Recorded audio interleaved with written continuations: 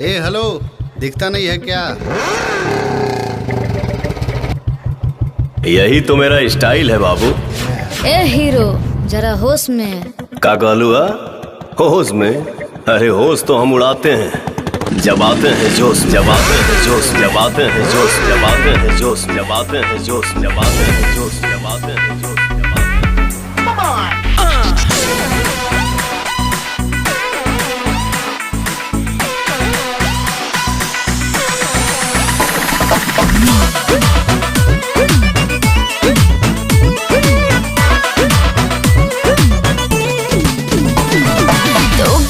चक्कर में है तेरे चक्कर में जमाना, मरती हूँ तुझ पे मैं बाबू, मेरा तू हो जाना।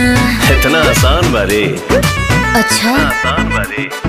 सब है तेरे पीछे पागल, तुझसे है टकराना, बार बार उंगली करते हैं करके कोई बहाना। हर हाथी चले बाजार में तो कुत्ता भो भो करता है। मैं अपने मन का मालिक हूँ, मुझे घंटा फर्क न पड़ता है।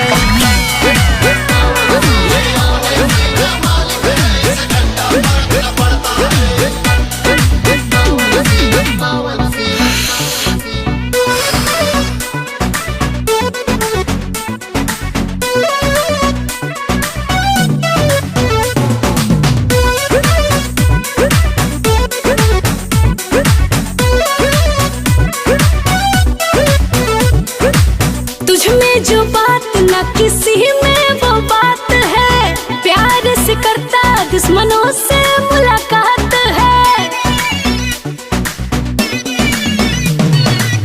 तू ना समझता किसी को भी गैर है, सारी है दोस्त ना किसी से भी बैर है। तेरे पीछे पागल जमाना हुआ है, तेरे नाम का ही सब दीवाना हुआ है। जलने दो मुझे देख कर, कोई जलता है तो जलता है। मैं अपने मन का मालिक हूँ, मुझे घंटा फर्क न पड़ता है।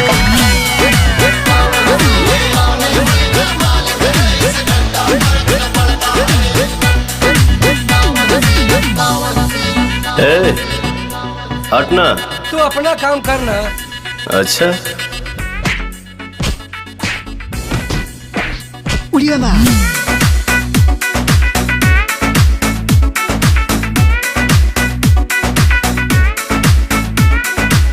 दिल का तू है दिला वाला, सब जानते है क्या तू चीज, तुझे सब पहचानते। भोजपुरी मिट्टी का असली तू लाल है, मान मर्यादा का रखता ख्याल है। सोचने वाले को ना एक पल भी चैन है, प्यार देने वाले सब पवन सिंह के फैन है।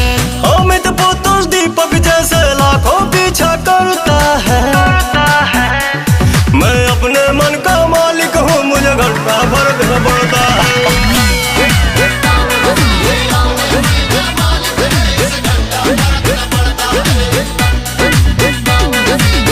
नो FIR, नो अरेस्ट, नो टॉक, फैसला ऑन द स्पॉट।